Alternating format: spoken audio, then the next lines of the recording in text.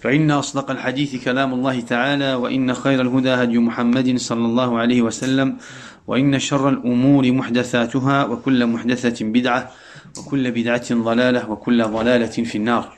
On va, Inch'Allah, commencer un nouveau chapitre, le chapitre des signes de la fin des temps.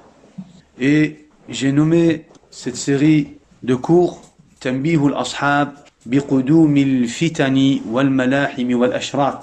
Tanbihul Ashab biqudumil fitani wal malahimi wal ashrat. L'avertissement aux frères de l'arrivée des tentations, des signes et des guerres. Tanbihul Ashab biqudumil fitani wal malahimi wal ashrat. Avant de commencer à citer les signes de la fin des temps et les tentations que le prophète alayhi salatu wassalam nous a cités dans le hadith, nous devons commencer par une introduction. Nous devons commencer par une introduction et nous devons comprendre trois termes pour justement bien comprendre le sujet. Al-fitan, al-malahim, wal-ashrat. Al-fitanu, wal-malahim, wal-ashrat. Nous devons tout d'abord comprendre ces points avant de commencer à expliquer les signes de la fin des temps et tout ce qui est en relation avec les signes de la fin des temps. Donc tout d'abord, le premier terme, al-fitanu, les tentations, le pluriel de fitna. Fitnatun, hadihi fitnatun, ceci est une tentation. Ceci est une tentation. Hadihi fitnatun, le pluriel, fitanun. Fitanun.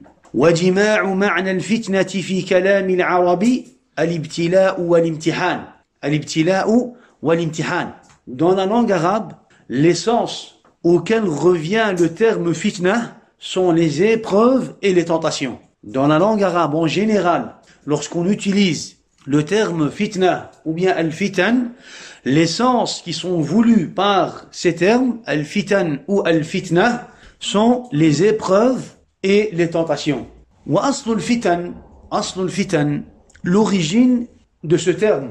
D'où vient ce terme, al-fitan ou bien al-fitna? Aslul fitan, idghalu al-dhahabi fi an-nari litadhhara jawdatuhu min rada'atihi. L'origine de la fitna, dans la langue arabe, l'origine de la fitna est le fait de mettre l'or dans le feu. Pourquoi? Pour mesurer sa qualité. Pour mesurer sa qualité. À la base, al-fitan, ce mot, dans la langue arabe, est utilisé pourquoi? Est utilisé pour le fait de mettre l'or dans le feu. Pour le fait de faire fondre l'or avec le feu. Dans quel objectif? Dans l'objectif de comprendre et de mesurer la qualité de l'or. La qualité de l'or. Walakin, par après, ce terme a été utilisé pour d'autres sens. À la base, al-fitan, ou comme on l'a dit dans la langue arabe, où l'essence auquel revient le terme al-fitan sont les épreuves et les tentations.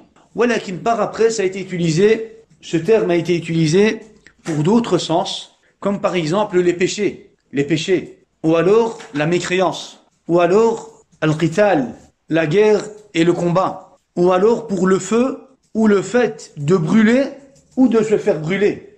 Al-fitna ou al-fitan a aussi été utilisé pour le fait de faire disparaître quelque chose, la disparition de quelque chose, la disparition d'une ni'ma, la disparition d'un bien. Ce terme a aussi été utilisé pour le fait de dévier d'une chose bien précise. Le fait de dévier d'une chose bien précise. Naam. Un savant de la langue arabe, al-fitnatu ma yatabayyanu bihi halul insani min al-khayri wa sharri. Al-fitnatu ma yatabayyanu bihi halul insani min al-khayri wa sharri. La fitna est ce qui éclaircit la situation de la personne. La fitna est ce qui éclaircit la situation de la personne en fonction du bien et du mal. C'est par rapport à la fitna. C'est par rapport à la fitna qu'on va comprendre la situation d'une personne. C'est par rapport à la fitna qu'on va comprendre la situation d'une personne. C'est par rapport à la fitna qu'on va comprendre si cette personne fait preuve de fermeté, de stabilité, de patience, ou alors s'il tombe justement dans la fitna. C'est en fonction des épreuves et des tentations qu'on va comprendre quoi? Qu'on va comprendre la situation d'une personne. La situation d'une personne, et c'est pour cela que le savant a dit al-fitnatu ma yatabayyanu bihi halul insan min al-khayri wa sharri. La fitna est ce qui éclaircit la situation de la personne en fonction du bien et du mal. Face aux tentations, qu'est-ce qu'il va faire? Est-ce qu'il va faire preuve de patience, d'endurance, de fermeté, de stabilité, ou alors est-ce qu'il va faire preuve de faiblesse et va tomber dans la fitna? Naam. Il dit, يقال فتنت الذهب بالنار إذا أحرقته به أو إذا أحرقته بها لتعلم أنه خالص أو مشوب. إذا أحرقته بها لتعلم أنه خالص أو مشوب. Il dit, dans la langue arabe, on dit فتنت الذهب بالنار, j'ai brûlé l'or avec le feu. J'ai tenté l'or avec le feu. J'ai tenté l'or avec le feu. Pourquoi? Pourquoi est-ce qu'on a brûlé l'or avec le feu? Pourquoi est-ce qu'on a fait fondre l'or? Pour savoir en réalité s'il est pur. Si l'or est pur ou s'il a été mélangé avec d'autres métaux. Avec d'autres métaux. Donc, dans la langue arabe, on utilise ce terme d'une façon plus générale. C'est le fait de quoi? Dans la langue arabe, c'est le fait de brûler l'or pour voir, pour mesurer la qualité de cet or. Pour mesurer, pour savoir s'il est pur ou s'il a été mélangé avec d'autres métaux. Comme si Allah subhanahu wa ta'ala en réalité voulait nous éprouver pour voir si on est sincère. Et si on a en nous l'amour d'Allah subhanahu wa ta'ala, le tawhid d'Allah subhanahu wa ta'ala, walakin avec sincérité. Allah subhanahu wa ta'ala veut nous éprouver. Il nous envoie des fitnas. Pourquoi? Pour voir si on va faire preuve de stabilité ou de faiblesse, pour voir si on va endurer et continuer sur le chemin du tawhid, ou alors si on va faire preuve de faiblesse et tomber dans la fitna. Allah Azza wa Jal nous mesure, Allah subhanahu wa ta'ala nous éprouve avec des fitnas, pour qu'on puisse justement montrer à notre Seigneur, Allah subhanahu wa ta'ala, combien on est juste envers lui, et combien on est sincère envers lui, et combien on est soumis à sa volonté. Il dit, ce savant, وَمِنْهُ الْفَتَّانِ Al-Fattan. Qui est Al-Fattan? Al-Fattan, à la base, c'est celui qui fait la fitna. Al-Fattan, c'est celui qui fait la fitna. C'est celui qui fait beaucoup de fitna. Al-Fattan, c'est celui qui fait beaucoup de fitna. Ce mot, Al-Fattan, est aussi utilisé pour le diable. Al-Shaytan ou Fattan. Le shaytan est un Fattan. Pourquoi? Parce qu'il fait la fitna. Le shaytan fait la fitna. Le shaytan met la fitna entre les frères, dans le couple, et entre les musulmans. Al-Shaytan, alayhi la'natullah, est un Fattan. Dans la langue arabe, le voleur a été aussi appelé Fattan. Le voleur a été aussi appelé Fattan.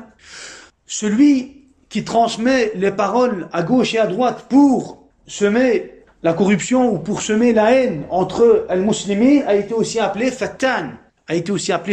Walakin, ce nom dans la langue arabe a encore un autre sens, qui a rien à voir. Al-Fattan, il dit huwa al-hajar alladhi yujarrabu bihi al-dhahab wal-fidda. Al-Fattan est la pierre. Al-Fattan est le nom de la pierre avec laquelle on va tester l'or. L'or et l'argent. C'est une pierre spéciale. C'est une pierre spéciale. Et avec cette pierre, les bijoutiers ou encore d'autres personnes, qu'est-ce qu'ils vont faire? Ils vont utiliser cette pierre pour mesurer la qualité de l'or et de l'argent. Pour savoir s'il a été mélangé avec d'autres métaux ou si c'est de l'or pur. Al-Fattan. Cette pierre s'appelle Al-Fattan. Al-Fattan. C'est cette pierre qui va faire la différence. C'est cette pierre qui va différencier l'or pur de l'or mélangé à d'autres métaux. Al-Fattan. C'est la fitna qui va différencier celui qui va faire preuve de stabilité de celui qui va tomber dans la fitna. C'est la fitna. C'est la fitna qui va quoi? C'est les épreuves, ya ikhwa. Ce sont les épreuves qui vont quoi? Ce sont les épreuves qui vont différencier ceux qui vont suivre le chemin du tawhid avec stabilité de ceux qui vont suivre le chemin du tawhid walakin avec faiblesse et qui vont à la fin tomber dans la fitna. Tamam? Donc, al-fitan التي أخبر بها النبي صلى الله عليه وسلم هي الاختبارات والابتلاءات التي يتبين فيها حال الإنسان من الخير والشر. نعم. Donc les fitnas, ya ikhwa, les fitnas dont le prophète sallallahu alayhi wa sallam nous a informés dans ses hadiths sont en réalité les épreuves et les tentations par lesquelles s'éclaircit la situation de l'homme par rapport au bien et au mal.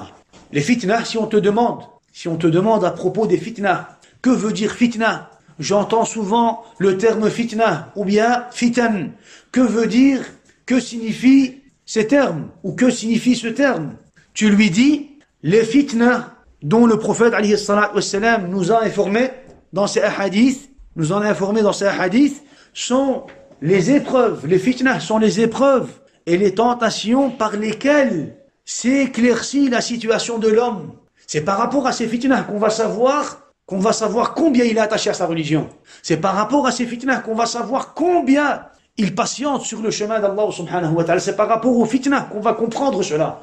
C'est par rapport aux fitnas qu'on va savoir combien il est thabit ala al-iman, ala al-tawhid al-khalis, ala al-tawhid al-khalis. Donc, les fitnas sont les épreuves et les tentations par lesquelles s'éclaircit la situation de l'homme par rapport au bien et au mal. Par rapport au bien et au mal. Donc, ça, ya ikhwa, c'est le premier terme. C'est le premier terme.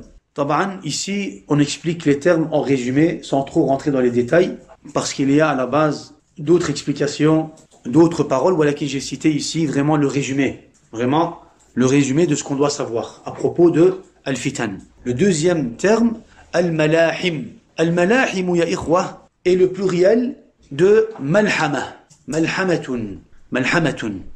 Et al-malahim signifie les guerres. Dans le dictionnaire, quand tu regardes malhamatun, malhamatun est une guerre, un combat, un conflit. Les savants ont dit al-malhamatu hiya al-waq'atu al-'azimatu al-qatl fi al-fitnati. Al-malhama, c'est quoi al-malhama ya ikhwa? Al-malhama est la guerre, le combat qui a causé beaucoup de morts pendant une période de fitna. Al-malhama est la guerre, le combat qui a causé beaucoup de morts pendant une période de fitna. D'autres savants ont dit hiya al-hurub dhatu al-qital al-shadid. Al-malhama ou bien al-malahim sont les guerres rudes, les guerres difficiles qui ont causé beaucoup de morts. D'autres savants ont dit mawdi'u al-qital. Al-malhama est l'endroit de la bataille. Al-malhama est l'endroit de la bataille, le champ de bataille. D'autres savants ont dit al-qitalu fil fitnati. Al-malhamatu est le combat pendant la fitna, le combat, le conflit pendant la fitna. Al-muhim, toutes ces paroles sont plus ou moins proches les unes des autres, ya ikhwa. Tamam. Donc on comprend que al-malhama, qu'est-ce que ça signifie, ya ikhwa? Le combat, la guerre, le conflit, les attaques, les conquêtes, ila akhiri. Ila akhiri. D'où vient ce terme, ya ikhwa? Al-malhama. Al-malhama. Ou bien al-malahim. Il y a un mot que vous connaissez, et qui est l'origine de ce terme, qui est l'origine de ce mot. Al-malahim. C'est un mot qu'on utilise souvent. Non? Non. Non. T'as dit ça? Non. Al-lahm. Al-lahm. Al-lahm. C'est quoi al-lahm? La viande. La chair, la viande. Non. Pourquoi est-ce que dans la langue arabiya, pourquoi est-ce que dans la langue arabe, on a appelé les combats malahim? Pourquoi est-ce que les Arabes ont donné aux guerres, aux combats, aux conflits, aux conquêtes, le nom de malahim? Pourquoi? Ils ont dit on va appeler les guerres par ce nom al-malahim, qui vient du nom al-lahm, qui signifie la viande, la chair. Pourquoi? À cause de la présence de la chair, des corps, des morts sur le champ de bataille. Sur le champ de bataille. Tellement il y a de corps, tellement il y a de la chair, tellement il y a les corps, des combattants sur le champ de bataille déchiquetés. Il y a de la chair partout, de la viande partout, qu'ils ont donné le nom de l'malahim, pris de l'ahm, à quoi? À la guerre. À la guerre, subhanallah. Et selon d'autres savants, ils ont dit parce qu'ils se coupent leur chair sur le champ de bataille. Parce qu'ils se coupent leur chair sur le champ de bataille, donc on va nommer cela, on va nommer ces combats, par quoi? Par l'acte le plus visible. Par l'acte le plus visible sur le champ de bataille, c'est quoi? C'est le fait qu'ils se coupent leur viande, leur chair. C'est le fait de retrouver autant de quoi? Autant de chair et autant de corps sur le champ de bataille. Donc qu'est-ce qu'ils se sont dit? Ils se sont dit on va nommer cette action par quoi? Par al-malahim. Par al-malahim. Donc al-malahim, ya ikhwa, al-malahim, dont le prophète alayhi salatu wassalam nous en a parlé, nous a cité dans les hadiths, sont les tentations, les guerres, les conflits rudes qui vont se dérouler tout au long de l'histoire, ya ikhwa. Al-malahim, c'est quoi? Al-malahim sont les tentations, les guerres, les conflits, les conquêtes, les attaques, les combats rudes qui vont se dérouler tout au long de l'histoire ila qiyam as-sa'a. Al-malahim, on appelle cela al-malahim. Ensuite, le troisième terme, ya ikhwa, on a al-ashrat. Al-ashrat, avec un ta à la fin. Al-ashrat. Al-ashrat, ya ikhwa, le pluriel de Shart. Shart, tu dis shurut ou alors tu dis ashrat. Wa shartu huwa al-alamatu. Ashart, que signifie ashart ya ikhwa? Le signe, al-alama. Le signe, al-alama. Le pluriel, comment est-ce qu'on dit? Al-ashrat, al-alamat. Al-ashrat, al-alamat. Les signes, al-alamat. On dit ashratu sa'a, alamatu sa'a. Les signes de la fin des temps. Que tu utilises le terme ashrat ou alamat, c'est pareil. Ashratu sa'a, ay alamatu sa'a. Dans la langue arabe, toujours, ya ikhwa. Yani pour comprendre le terme dans son sens religieux, on a toujours besoin de comprendre le terme dans la langue arabe. Dans la langue arabe. Al-fitnah, dans la langue arabe, on doit d'abord comprendre le fitnah dans la langue arabe pour qu'on puisse atteindre le bon sens dans la religion. On doit comprendre le manahim dans la langue arabe. D'où vient ce terme? Pourquoi est-ce qu'on a utilisé ce terme? Pour qu'on puisse atteindre le bon sens dans la religion. Al-ashrat, pareil. Tout d'abord dans la langue arabe. Dans la langue arabe, ya ikhwa, al-ashrat sont les signes. Et justement, dans la langue arabe, on a appelé la condition par ce nom. Comment est-ce qu'on dit une condition dans la langue arabe? Al-shart, une condition. Une condition, al-shartu, shurut al-salah, les conditions de la prière. Shurut al-wudu, les conditions, les ablutions. Al-shart. Pourquoi? Pourquoi est-ce que dans la langue arabe, on a appelé la condition ou le pacte qui va se faire entre deux personnes par ce nom? Al-shart ou bien l'ishtirat. L'ishtirat. On a fait un pacte et on a cité plusieurs conditions. Ils ont dit, parce qu'en réalité, la condition ou le pacte est considéré comme un signe entre les deux parties. Ils ont dit la condition et le pacte est considéré comme un signe entre les deux parties. Et c'est pour cela qu'on a appelé la condition shart. Parce que lors d'un conflit, qu'est-ce qu'on va faire? Lors d'un conflit, on va revenir vers la condition, vers le pacte. On va revenir vers le signe apparent, vers la condition citée dans ce pacte. Et donc, les savants ont dit, cette condition est comme un signe. Cette condition est comme un signe entre les deux parties. Ou le pacte est comme un signe entre les deux parties, vers lequel va revenir les gens pour faire disparaître le conflit ou leur conflit. Donc ça c'est à propos de ash-shart dans la langue arabe. On voit bien que ash-shart, les ulama, quand ils ont utilisé, les savants ou les arabes, lorsqu'ils ont utilisé ce terme, ils l'ont utilisé pour tout ce qui peut être considéré comme un signe, une référence, une condition, un signe apparent. Un signe apparent. Ensuite, ça a été utilisé justement dans la religion. Les savants ont utilisé ce terme dans la religion et ils ont dit quoi? Ashratu sa'a. Ashratu sa'a. Hiya alamatuha allati ya'qubuha qiyamu sa'a. Que veut dire ashratu sa'a? Ashratu sa'a, ya ikhwa, les signes de la fin des temps sont les signes qui devancent la fin des temps. Sont les signes qui devancent le jour dernier. Les signes de la fin des temps, ashratu sa'a, les signes de la fin des temps. Les signes de la fin des temps sont les signes qui vont venir. Qui vont quoi? Qui vont venir avant la fin des temps. Qui vont devancer la fin des temps. D'autres savants ont dit, les signes de la fin des temps sont les signes qui prouvent le rapprochement du jour dernier. Les signes de la fin des temps sont les signes qui nous prouvent, qui nous montrent le rapprochement de quoi? Le rapprochement du jour dernier. Le qiyam as-sa'a. D'autres savants ont dit, les signes de la fin des temps sont les signes qui montrent la fin de la vie d'ici-bas et qui sont considérés comme une introduction pour la vie de l'au-delà. En réalité, les signes de la fin des temps sont comme, on va dire, le pont entre quoi? Entre la vie d'ici-bas et la vie de l'au-delà. Ils ont dit quoi? Ils ont dit, les signes de la fin des temps sont les signes qui montrent la fin de cette vie ici sur terre et le début de la vie de l'au-delà. Le début de la vie de l'au-delà. Donc on comprend en réalité que ashratu sa'a, ou bien on comprend en général que les signes de la fin des temps sont les signes qui nous montrent quoi? Qui nous montrent l'arrivée du jour dernier. Qui nous montrent l'arrivée du jour dernier, le rapprochement du jour dernier, la fin de la vie d'ici-bas. La fin de la vie d'ici-bas. Al-Muhim. Al-Ashrat, ya ikhwa, ce terme a été utilisé dans le Coran al-Karim. Ce terme a été cité dans le Coran al-Karim, dans le verset 18 de Surat Muhammad. Dans le verset 18 de Surat Muhammad, Allah subhanahu wa ta'ala dit هل ينظرون إلا الساعة أن تأتيهم بغتة فقد جاء أشراتها هل ينظرون إلا الساعة أن تأتيهم بغتة فقد جاء أشراتها. Qu'est-ce qu'ils attendent sinon que l'heure leur vienne à l'improviste? Ils attendent que l'heure leur vienne à l'improviste. Qiyam as-sa'a, ils attendent Qiyam as-sa'a, Qu'est-ce qu'ils attendent? Qu'est-ce qu'ils attendent? Sinon que l'heure leur vienne à l'improviste. Or, ces signes sont certes déjà venus. Ces signes, les signes de la fin des temps, sont déjà venus, sont certes déjà venus. Donc ce terme a été cité dans le Coran, al-Karim, al-Ashrat, les signes de la fin des temps. Les signes de la fin des temps. On peut aussi utiliser, ya ikhwa, pour les signes de la fin des temps, un autre terme. Comme quoi, ya ikhwa? Un autre terme, mais utilisé dans les hadiths, dans les récits. Est-ce que vous avez un terme en tête, ya ikhwa, qui a été cité dans les hadiths et qui a été utilisé pour les signes de la fin des temps? À la place de ashrat. Ashrat. Alamat. Alamat. Alamat, ça a été cité aussi. ولكن avant l'alamat, on a quoi aussi? Non. On a ayat. Al-ayat.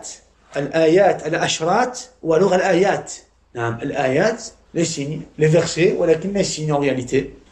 Les signes de la fin des temps. Dans un hadith rapporté par Hudhayfa ibn Usayd,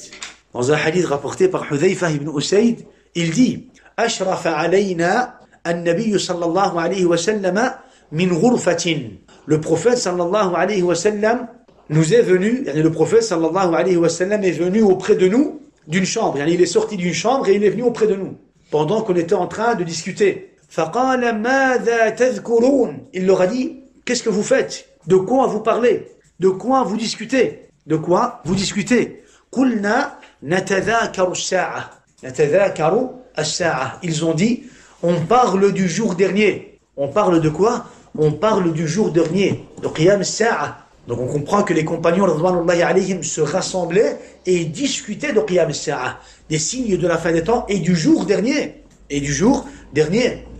Donc ils ont répondu en disant Natadhakaru as-sa'a. On discute sur le jour dernier, à propos du jour dernier, de Qiyam al-Sa'a. Alors le prophète alayhi salatu wassalam a dit فَإِنَّهَا لَا تَقُومُ حَتَّى تَكُونُ قَبْلَهَا 10 آيات. L'heure ne s'enclenchera pas, l'heure n'arrivera pas, tant que 10 signes, 10 ayats, avant celle-ci ne se réalisent pas. L'heure n'arrivera pas, tant que 10 signes, 10 ayats, avant celle-ci ne se réalisent pas. Ou ne se réalisent. Tamam? On va expliquer les signes par après ici. Ce qui est important, ou ce qu'on veut savoir, c'est que le prophète, alayhi salatu wassalam, a utilisé le terme ayat pour al-ashrat, pour les signes de la fin des temps. Donc on peut dire al-ashrat, et on peut dire aussi al-ayat. Al-ayat. On a encore un autre terme, al-amarat. Al-amarat.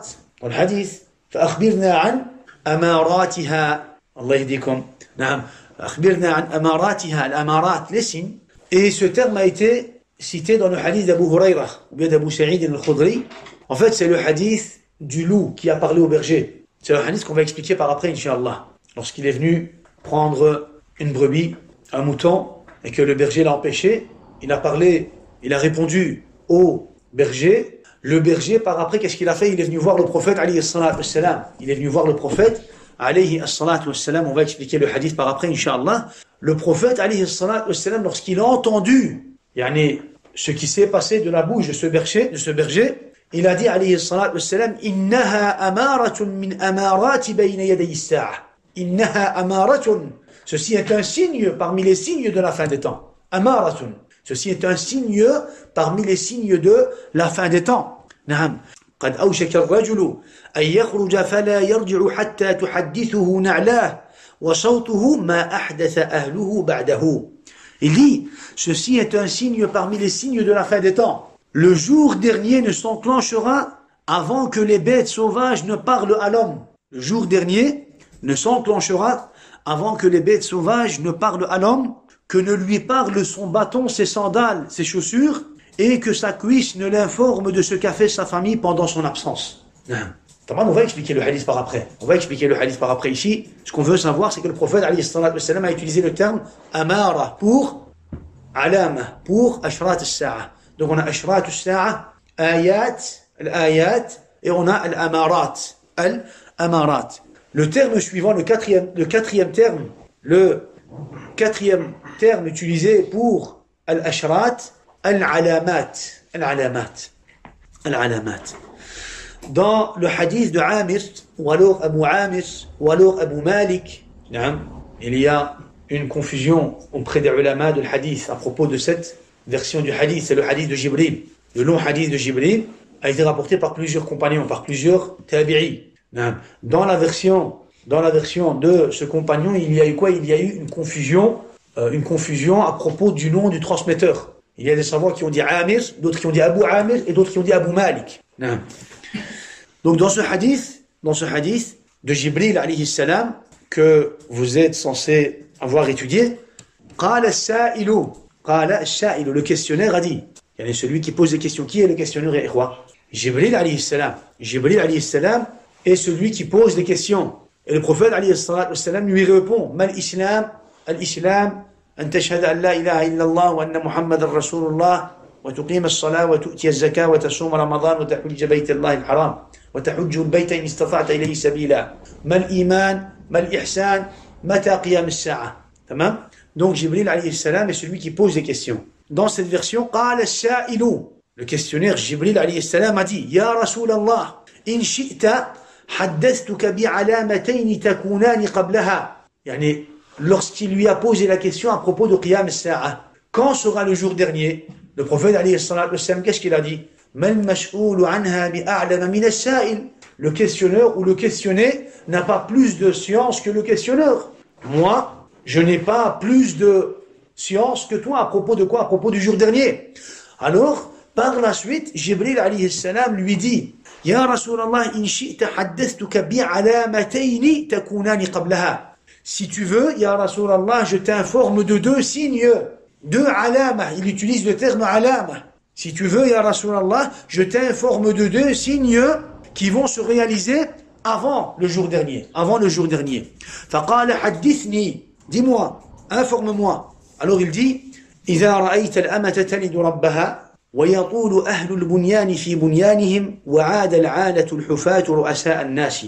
Il lui dit, si tu vois la servante mettre au monde son maître, pour dire que les enfants vont atteindre une désobéissance à un tel point où ils vont vouloir prendre la responsabilité de quoi? De décider sur eux-mêmes et sur leurs parents. Lorsque tu vas voir la servante mettre au monde son maître, à la base l'enfant est censé écouter ses parents, il est censé se soumettre à ses parents, il est censé faire par rapport à ses parents, par rapport au conseil de ses parents. Voilà que le prophète alayhi salam veut dire par ces quelques paroles qu'il va arriver un temps où les enfants vont vouloir prendre le dessus sur leurs parents. Ils vont vouloir décider pour eux et pour leurs parents. Ils ne vont plus prendre en considération leurs parents. Ceci est un signe des signes de la fin des temps. Un des signes parmi les signes de la fin des temps. أن تلد الأمة ربها أو ربتها. ويطول أهل البنيان في بنيانهم. Et tu vas voir les propriétaires des bâtiments monter en hauteur. Monter en hauteur. أهل البنيان. البنيان يعني les constructions. Tu vas voir les propriétaires des constructions vouloir monter en hauteur. Vouloir monter en hauteur. وعاد العالة الحفاة رؤساء الناس. Et tu vas voir les pauvres bergers devenir les chefs, les responsables, les chefs sur les gens. C'est eux qui vont prendre quoi? C'est eux qui vont prendre la direction. Les pauvres bergers, ignorants, loin de la connaissance d'Allah subhanahu wa ta'ala et du message d'Allah subhanahu wa ta'ala, tu vas les voir, ils vont quoi? Ils vont devenir eux les chefs sur les gens. Lorsque tu vas voir cela, attends le jour dernier. Il dit attends quoi? Attends le jour dernier. Donc pour al-ashrat, ya ikhwa, on a combien de termes? Pour al-ashrat, on a al-ashrat, les signes, al-ayat, al-amarat et al-alamat. Al-amarat et al-alamat. Donc on a expliqué al-fitan, al-malahim et al-ashrat. Al-fitan, al-malahim et al-ashrat. La différence, ya ikhwa, on va parler de deux différences. Et puis Inch'Allah, on va clôturer. La différence entre ces quelques termes. Tout d'abord, la différence entre al-fitna ou al-malhama. On a dit que al-malhama signifiait la guerre, le combat, le conflit, la conquête. Et al-fitna, les tentations, les épreuves. Les tentations et les épreuves. Est-ce qu'il y a une différence entre al-fitna et al-malhama? Ou alors est-ce qu'on peut utiliser al-malhama pour al-fitna? Il y a sur ce sujet deux avis, ya ikhwa. Le premier avis, des savants ont dit la fitna ya ikhwa, est le conflit entre les musulmans. On va utiliser le terme fitna pour le conflit entre muslimines.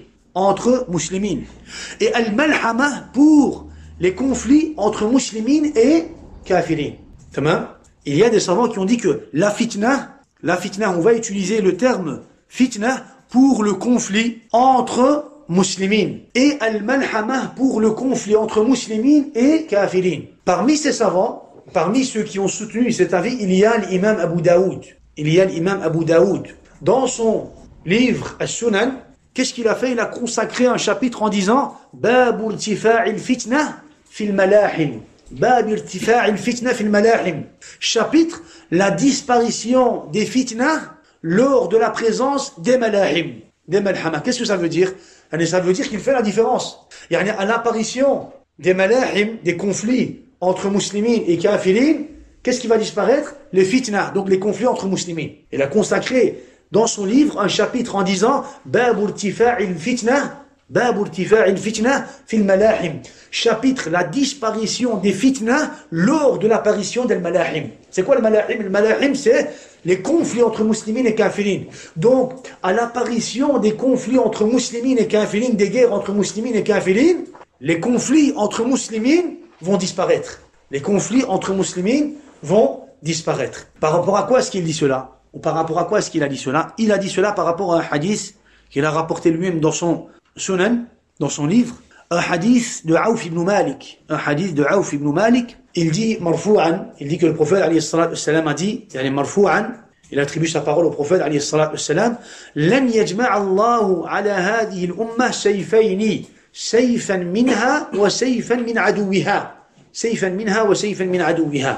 Allah subhanahu wa ta'ala va faire en sorte qu'il n'y ait pas deux épées sur cette communauté. Allah subhanahu wa ta'ala va faire de façon à ce qu'il n'y ait pas deux épées sur cette communauté. Une d'elle-même, de cette communauté, et une de son ennemi. Une d'elle-même, de cette communauté, et une autre de son ennemi. Qu'est-ce que ça veut dire, ikhwa? Ça veut dire qu'Allah subhanahu wa ta'ala, dans cette umma, il va y avoir des conflits. Par rapport à ce hadith, on va expliquer le hadith par après. Ici, juste on parle de quoi? On parle de la différence entre fitna et malhama.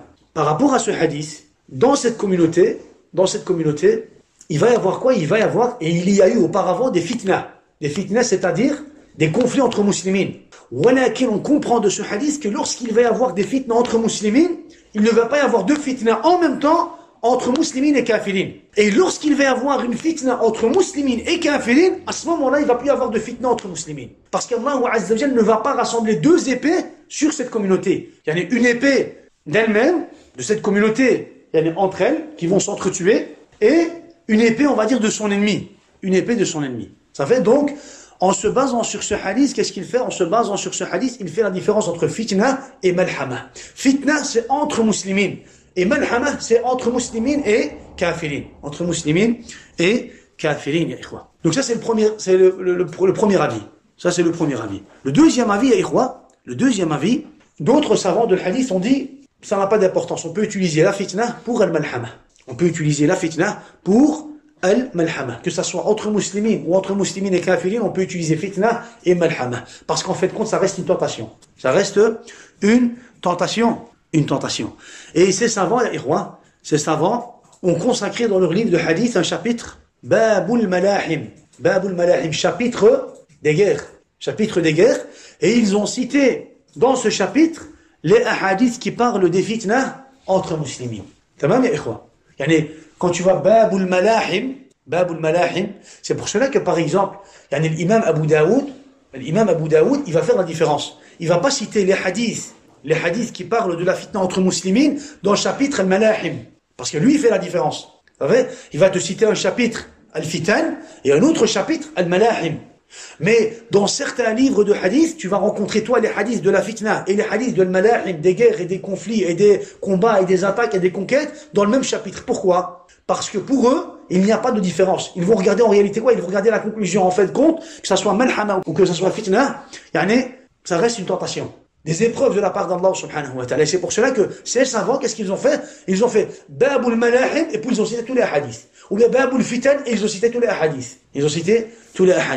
Et ils ont justement cité les hadiths qui parlent du conflit entre muslimines dans le chapitre Al-Malahim.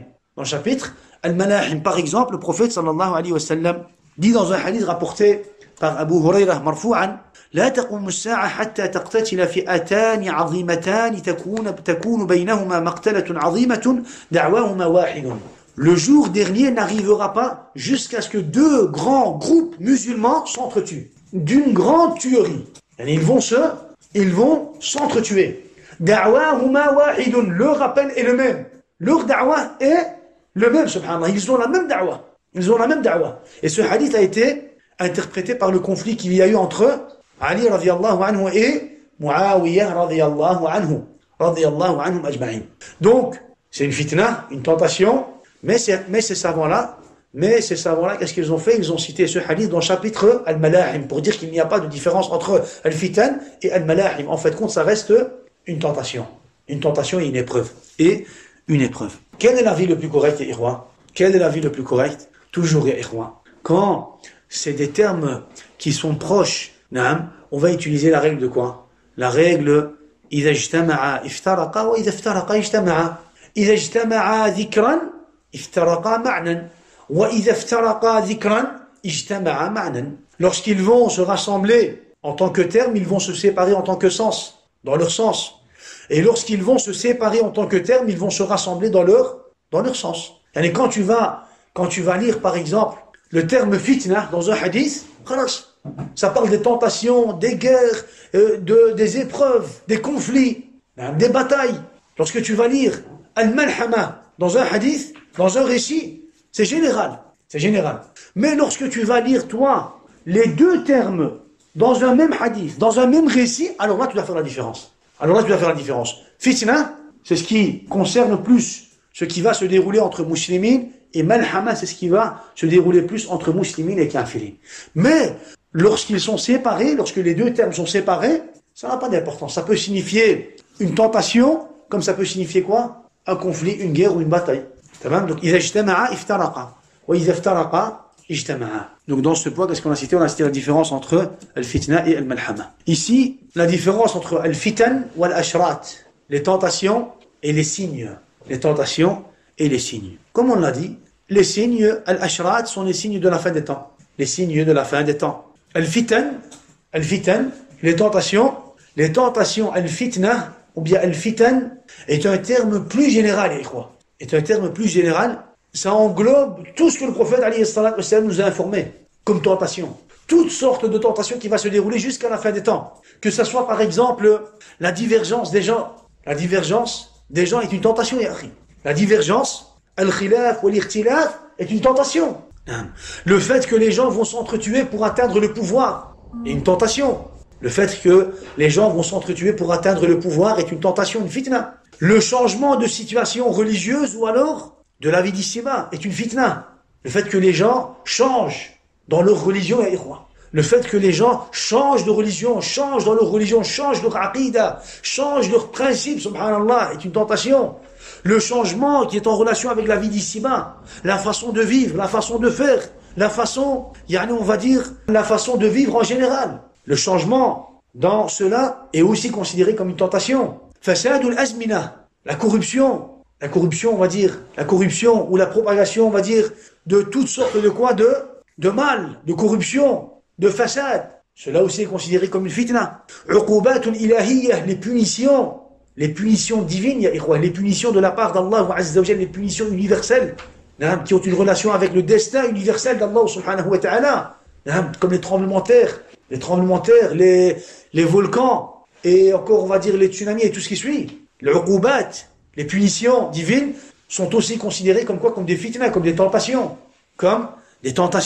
Les signes de la fin des temps, les petits et les grands, sont aussi considérés comme des fitna. Donc c'est pour cela que quand on dit fitna, c'est plus général. C'est plus général que quoi? Que l'ashrat. Quand on dit l'ashrat, on parle des signes de la fin des temps. On parle des signes de la fin des temps. Mais quand on va dire fitna, c'est plus général, c'est plus grand, c'est plus vaste. La fitna de l'homme, on va expliquer. On va séparer, on va parler d'abord des fitna, et puis de malahim, et puis on va parler d'ashrat. Ou alors, on va d'abord citer l'ashrat, puis les autres. Mais par exemple, la fitna de l'homme, dans sa famille, avec ses biens, avec sa famille, avec son entourage. Fitna, des tentations, ya akhi. Des tentations. La fitna de la religion, les tentations qui touchent la religion, les tentations qui touchent la vie d'ici-bas. Donc, al-fitna est un terme plus général. Donc il y a des savants en réalité qui ont dit quoi? Qui ont dit, même s'il y a une petite différence, on peut utiliser le terme fitna pour al-ashrat et al-malahim. Pour al-ashrat et al-malahim. Parmi ces savants, il y a qui, Ikhwa? Il y a al-Bukhari ou l'imam al-Tirmidhi. Al-Bukhari ou l'imam al-Tirmidhi. Et il y a d'autres savants qui ont dit abadan, il y a une différence, même si c'est une petite différence, même si c'est une différence, subtile, on va, malgré cela, faire la différence, quoi? On va, malgré cela, séparer justement al-fitan des ashrat et des malahim. On va faire la différence entre quoi? On va faire la différence entre les tentations, les signes et les conflits. Et il y a parmi ces savants Abu Daoud, l'imam Abu Daoud ou Ibn Majah. Donc il y a des savants qui ont dit quoi? Il y a des savants qui ont dit, même s'il y a une petite différence, on va considérer le tout de la même catégorie. Fitan, ashrat, malahim, en fait compte, ça reste quoi? Ça reste des tentations, des épreuves de la part d'Allah subhanahu wa ta'ala. Et le musulman, qu'est-ce qu'il doit faire? Il doit faire preuve d'endurance. On va expliquer ce qu'il doit faire. Et les autres savants, qu'est-ce qu'ils ont dit? Ils ont dit, naam, il y a une petite différence, même si c'est une petite différence, même si c'est une différence subtile, même si on a besoin de chercher pour trouver cette petite différence, qu'est-ce qu'on va faire?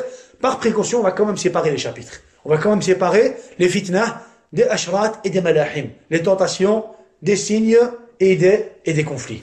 Et des conflits, comme je l'ai dit, nous on va séparer, Inch'Allah. Nous, on va séparer, on va parler d'abord, on va commencer par un chapitre, que ce soit les tentations, les signes ou les conflits, et ainsi de suite, Inch'Allah, bi'iznillah.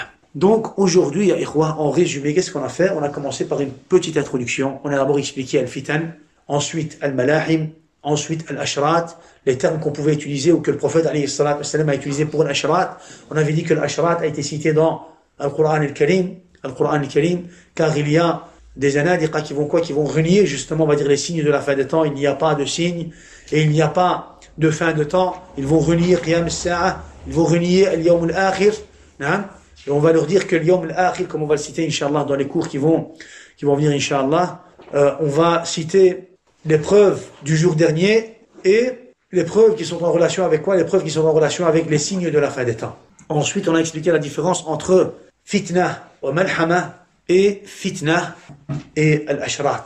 Fitna et malhama et fitna et al-ashrat. Donc on a expliqué la différence entre fitna et malhama et la différence entre fitna et ashrat. Au prochain cours, Inch'Allah, on va parler de quoi? De l'importance de croire aux signes de la fin des temps. Ahammiyatul iman bi ashrat al-sa'a. Pourquoi est-ce qu'on doit croire aux signes de la fin des temps? Pourquoi? Et on va citer aussi thamarat al-iman bi ashrat al-sa'a. Les fruits de cette croyance. On va croire aux signes de la fin des temps. À quoi est-ce que ça va aboutir? Pourquoi est-ce qu'on doit croire? Comment est-ce qu'on doit croire? Et à quoi est-ce que ça va aboutir? Qu'est-ce qu'on doit faire? Les fruits, les sagesses, les leçons qu'on doit retirer de cela. On va expliquer tout cela, Inch'Allah, dans le cours prochain, Inch'Allah, bi'iznillah. Barakallahu fikum, wa jazakumullahu khairan, wa subhana rabbika rabbil izzati amma yasifun, wa salamun ala al-mursalin, walhamdulillahi rabbil alamin.